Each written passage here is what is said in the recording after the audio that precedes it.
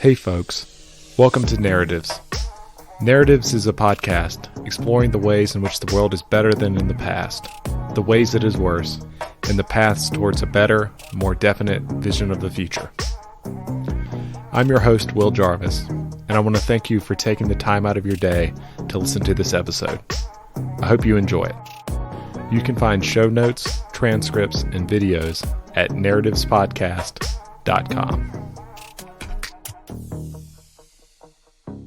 Well, Garrett, how are you doing this afternoon? I'm doing wonderful. It's a beautiful day in Atlanta. How about yourself? Doing well. Thanks so much for taking the time today. Do you mind giving a brief bio and some of the big ideas you're interested in? Yeah, definitely. So Garrett Langley, born and raised in Atlanta, founder and CEO of a company called Flock Safety. And our kind of big point of view is that crime is something that can be eradicated. There are societies and places in the world where crime doesn't largely exist. And although we have a crime problem in America, it's something that we think a combination of technology, great people, great policy, those three combined can lead to, our mission, which is to eliminate crime. Well, Garrett, can you talk about just like some of the social costs of crime?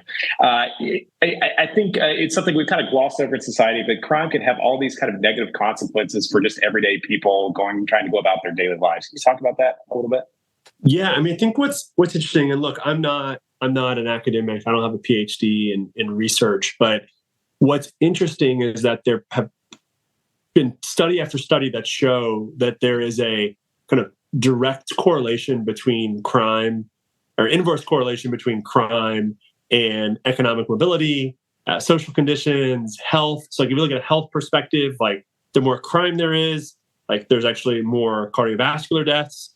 If you look at from a social mobility perspective, like every homicide in a place like Minneapolis was shown to reduce jobs by 80 per year.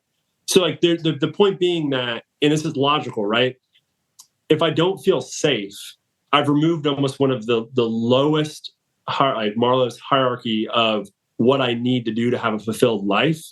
And so you see people leave, you see less job creation, you see businesses shut down. And so there's kind of this systemic issue that if you don't solve crime and if you don't allow people to live their lives, everything else starts to fall apart. And I think, I was talking to an individual who's been a customer for a few years now, and this is a lower income community in the state of Tennessee.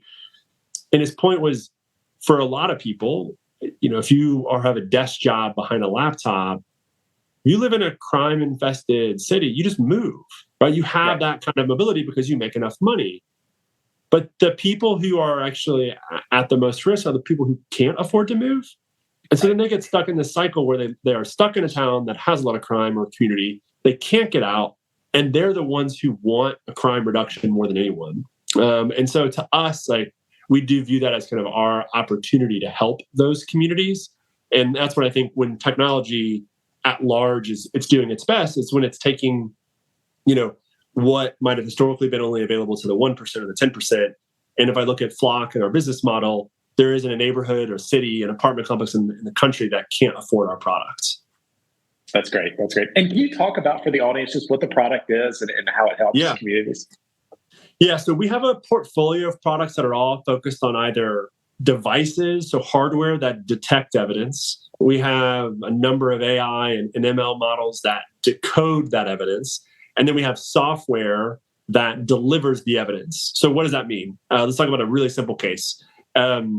Let's say a stolen car is driving around the city of San Jose, California. We have cameras throughout the city.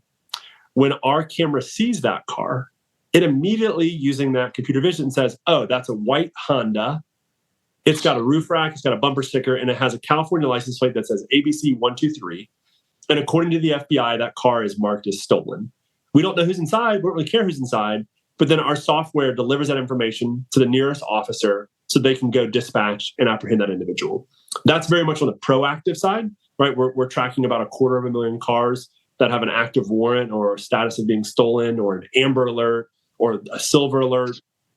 And then on the reactive side, when a crime does happen, that same type of computer vision of make, model, color, about a couple dozen unique characteristics. In addition to that, we have a gunshot product called Raven. And then we also have a piece of software, a package of software that can consume third-party cameras and create what's considered a real-time crime center. Very cool. Very cool. And can you talk about just the current state of a crime in America? How many are solved at this point, and how many unsolved? Yeah. And how much better can we get with kind of the technology Flock has developed?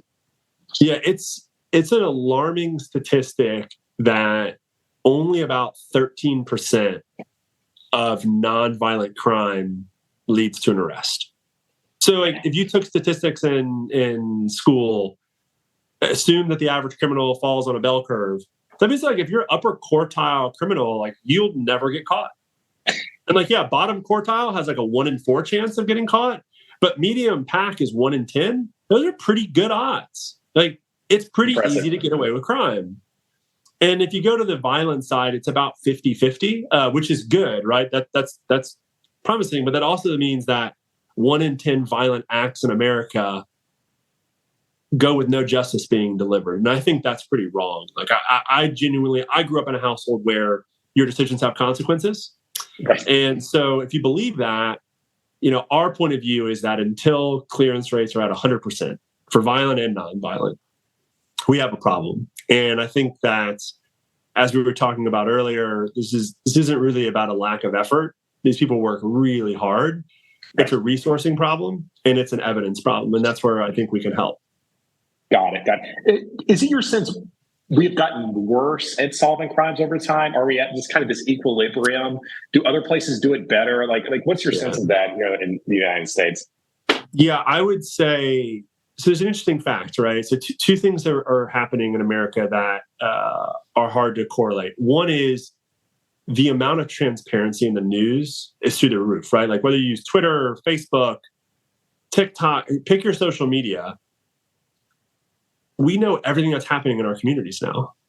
And so while crime as a total is on a slight decline, our visibility to it is dramatically changed in the last 20 years. And so that creates a deeper sense of concern. That being said, though, our clearance rates are declining. So that's not good, right? So if you go back to the 1980s, that was kind of the peak of our clearance rates on violence. We were at about 70%. We're now down to 50%. And in my opinion, and I think most of my colleagues agree with this, the number one issue is staffing. Find a city in America that is properly staffed, and I would be shocked. You see some of these big cities, take a Chicago or Atlanta where I live, and they're 10 to 20% understaffed. Wow. Which is is just a math problem. Fill? It's a math problem. Yeah. Yeah. Is that positions they can't fill, or is that just, a budget problems? Is it a combination?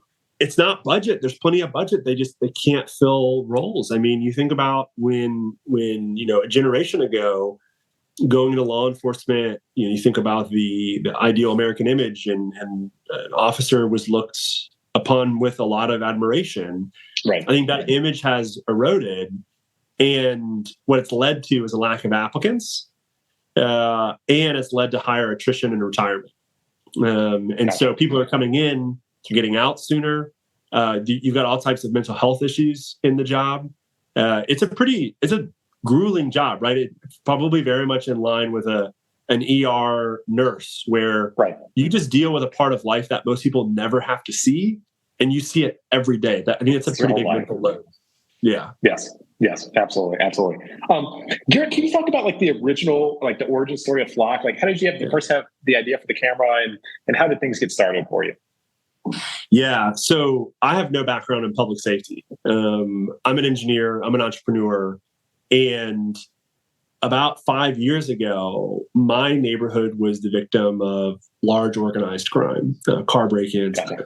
And the representative from the Atlanta Police Department came by and just said, look, I'm really sorry, this isn't okay, but we can't do anything. We have no evidence. And myself and a lot of my community members felt like the real problem was apathy. Like, did he really care? Right. And we were wrong. Like, we were really wrong, because I kept poking this guy, right? I kept asking more and more questions, right? The engineering mindset of like, tell me why. And you get down to it, and he was like, I just need a license plate. I was like, come on, what do you mean you just need a license plate? That doesn't make sense to me. He said, look, without actionable evidence, so a grainy picture of someone's face isn't going to help me go solve the crime. I need to know who was in the area with hard, actual evidence. And so I called 2 friends of mine that we had worked together. I said, hey, let's go build some of these license plate reading cameras. And I mentioned I was an electrical engineer. I'm not an electrician, so I wasn't comfortable running any power. So we did solar-powered cameras because that seemed easier. We didn't know that much about electronics, so we grabbed a bunch of old Android devices off of Amazon, tore them apart. My buddy Matt wrote all the software. We got them up and running, and it was really a project, right? This was not a company. It was never meant to be a company at first. Yeah. And then about 2 months later, we solved a crime. Like, legit, someone's home got broken into. They stole a bunch of stuff. There was only one car in the neighborhood that didn't live there when the crime happened. The police department put out a bolo on that car. The guy gets pulled over the next day. All the stolen stuff still in his car. And I remember very distinctively calling Matt and Paige and being like, this is real. Like, every product we've ever bought. Like, I have a dog. I have a security system. I have a doorbell camera. I have all these devices, right? Yeah. But they don't actually lead to an arrest.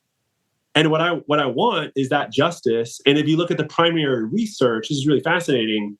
I had also falsely assumed that crime rates were directly or linearly correlated to the punishment levels, right? So like, we should be really hard on crime. That's like a thing, right?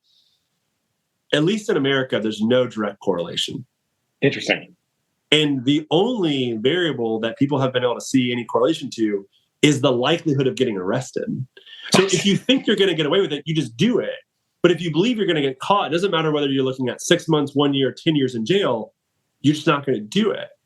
And so what we're really focused on Flock is driving that clearance rate up, right? Like, how do we make it known that if you commit a crime in America, in XYZ city, you're going to get caught? And what we believe and what the primary research shows is that crime will go down if you do that. So it's really about consistency of punishment, not severity. So a lot of people get it wrong. They all think it's severity. But would it make sense, like, if you have low, time preference and, you have this huge, like, what's the difference between 10 and 20 year sentence? I'm not sitting there calculating that on the spreadsheet. It's just whether or not I'm going to get caught. Well, no, and look, if you look at the data, your average criminal is an 18 and 24-year-old male. That is an undeveloped brain, right? It's the reason why you can't rent a car until you're 25. It's not because you're a bad driver. It's because you make bad decisions when you're young. You don't actually calculate consequence. And so it's about changing this Boolean math. There's no algebra here. There's no like deep calculus. It's Boolean math, like true or false. And so we got to flip it to true. I will get caught and crime will go down. That's great. I really like that approach. And I think it's one where you can have a real impact on improving people's lives in a way that most people are not thinking about, which is quite cool. It's a double bottom line business. Like, we get to build really cool technology. We get to live in the technology ecosystem, right? The venture-backed, high-growth companies, and we get to help people in the worst day of their life. It's pretty awesome. Great. That's really cool. Garrett, when did you know you had found this $20 bill on the sidewalk that this was going to be quite a big business? Was that, I know you found a large effect size when you saw, like, okay, we solved the crime. Yeah. That's a huge signal, like, I'm on to something. But when did you know that this was going to be like a really big business and venture scalable, et cetera? Yeah, I mean, I think the thing for me was, I guess there was no one aha moment, right? There's these linear progressions, there's these linear milestones. So solving our first crime, the most important milestone, right? We had this brand promise, this brand idea of, like, could we build technology that solves crime? We also had a belief that everyone wanted that, right? Like, no one wants crime in their community. Everyone wants to be safe. So that was definitely the biggest. I would say when we started to see the network effects and the momentum, right, where we have a great marketing team, don't get me wrong. We have like we have like a 4-person marketing team and we've got 500 employees. Like, because the product sells itself, right? Like it has such an outsized impact. And so I guess for me, I always feel like we have a lot to learn, a lot to figure out. But, the only other milestone I'll give you that was for any parents who are listening, when we cleared or solved our first Amber Alert, that's when it was like Goosebump City. The whole company kind of was like, whoa. It's one thing to help someone get their stolen car back. That's tough, but like you can go buy a new car. It's just a material item. When you help a parent who's lost their child, that's next level. And that for me was like, okay, we're clear. This is working, right? Like this is really working. That's great. Yeah, you can't replace your kid, and then that you're really onto something that is quite valuable for the world. No, for sure. I mean, we have this customer in Ohio. It's a small town. This might be a 7,000 person town, and they're spending a couple $100,000 a year with us, which is a lot of money for a town that size. Yeah. And not too many weeks after installing the product, we cleared an Amber Alert. There was a 13-year-old girl that got kidnapped by a sex offender. This was not good. Led to a high-speed chase on the highway by Ohio State Patrol. Like this was the worst situation possible. And the chief went on record afterward and was like, this thing's already paid for itself. And I probably would have spent millions of dollars if I'd known this was going to happen in our town. And I think that a lot of our towns and cities feel that way, which is this is just something that we have to do. We have to protect the community. That's great. I really like it. Well, Garrett, I want to shift a little bit and talk about the more macro of building a startup. So you built a startup outside of Silicon Valley. I've just started on this journey of flying to Silicon Valley to get capital because there seems to be no good capital in the Southeast I've experienced, and then flying back to build in North Carolina. You know what I mean? Can you talk? Do you think there are advantages to building outside the bubble in Silicon Valley, where especially in what you're building? It's focused on an area that, that part of the world does not want to think about as much, doesn't want to talk about. And it's also hardware focused. Everybody's like software. So do you think there's something good to build outside of the bubble and that you can have unique ideas and you're not as influenced by, whatever the hype trend is, whether it's Web3 or something like that? Yeah, I mean, I think if you go back to, was it Peter Thiel who made the comment, like we wanted flying cars and we got 140 characters? Exactly. I think the challenge with the traditional Silicon Valley bubble is everyone's focused on building B2B software, MarTech companies that help other companies make money. Right. And if you go to the roots of Silicon Valley, that's not what we were trying to do, right? The original incubation of Silicon Valley in the name was about making America a better country. And so, there's this movement through Andreessen Horowitz, this notion of American dynamism. I'm a deep believer in that. We're obviously kind of a part of their thesis. And if you look at that, the best ideas are coming from America at large. And so I think that if you get in that bubble, you only think about the problems you see. And the reality is San Francisco is a very unique place, and it does not represent the average American life. And I think about, our mandate, one of the biggest strengths we have is our goal is not to eliminate crime in urban cities. It's not to eliminate crime in New York City, San Francisco. It's to eliminate crime. And I think to effectively do that, we have to have a representation of the company, right? And so we have employees across 45 states now. And I think that's actually better for us because I don't know what it's like to live in Ohio. But I got a team of people that do live in Ohio, and their opinion is different than their friends in Illinois, Indiana, Georgia, where I live, Florida, California. And all of that equally matters at Flock because it equally matters to the country. So I think that, to your point, early on, it's tough, right? There is less capital available outside of the Valley that is like very risk averse. Like I'm sure there's money in North Carolina where you are. There's money where I am in Georgia. Right. It's really risk adverse. So I'm the same boat as you. I raised all of my seed capital in San Francisco. Great firms, like big believers in what we were trying to do. And I was really clear with them, is like, I have to build this company in Georgia because that's where my customers are. Yep. Like that's who we were going to be. That's where I live. And it would feel disingenuous to start a company trying to make the world better, but then leave my own hometown behind. So for us, like, right. I think at the beginning it was a disadvantage, but as the company has scaled, it's become this huge unlock because we deeply can build empathy for our customers because our employees are everywhere too. I love that. With the last couple of minutes, I want to talk about building a startup, serving local governments in particular. What is important to understand when you're building a startup that serves local governments? One of the things we've run into is, dealing with the go-to-market motion is interesting. Managing discretionary limits, RFPs, et cetera. If you could give me like one piece of advice starting out on this journey, what would it be in serving kind of local governments? So I think that there's an analogy that we've stuck to with local government, which is if you think about the local government as a business, most businesses buy products that do one of two things: save them money or make them money. Right. But if you're running a government, you're not running a profitable entity. But if you keep that analogy through, then it's like, okay, what is the relative top line, bottom line for the person you're trying to serve? And so at Flock, right, we serve police departments. The top line revenue is crime, right? That's their North Star. Is like, can we catch criminals? And so we build products really focused on that. If I think about, I have a friend who runs a company called OpenGov, very focused on helping companies, or in this case, cities, save money, right? Be more efficient. And so when you remove it's government and really focus on what they need to do to be successful, I think you can actually drive a shorter sales cycle. You can kind of like pinpoint where your product is going to fit into it. And I think in that case, it is a way to do it.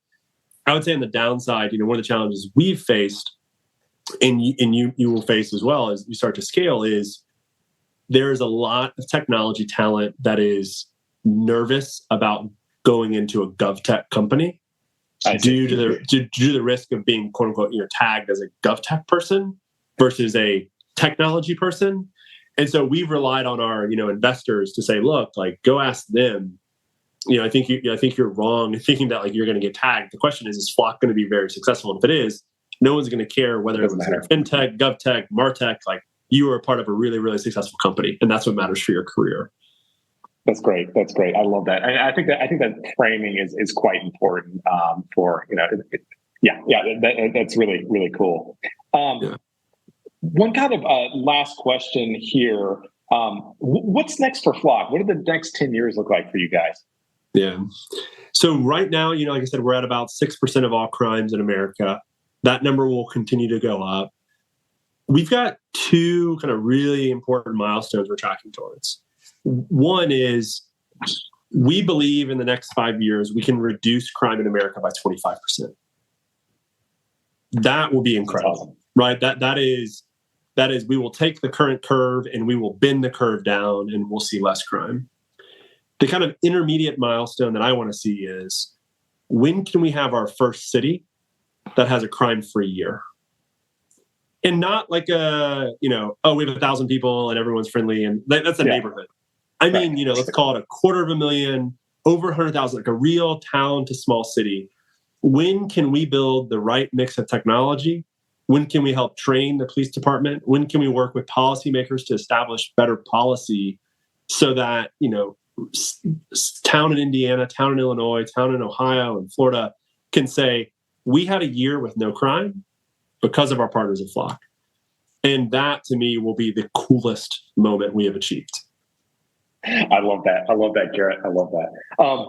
Well, Garrett, if people found this conversation interesting, say they're a software engineer or, they're a really good account executive, where can they find you? Where should we send people?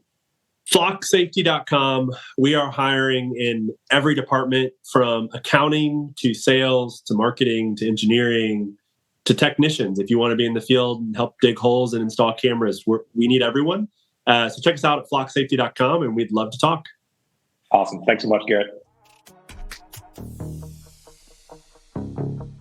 Special thanks to our sponsor, Bismarck Analysis, for the support. Bismarck Analysis creates the Bismarck Brief, a newsletter about intelligence-grade analysis of key industries, organizations, and live players.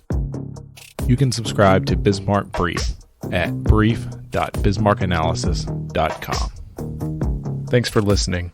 We'll be back next week with a new episode of Narratives. Special thanks to Donovan Dorrance, our audio editor. You can check out Donovan's work and music at donovandorrance.com.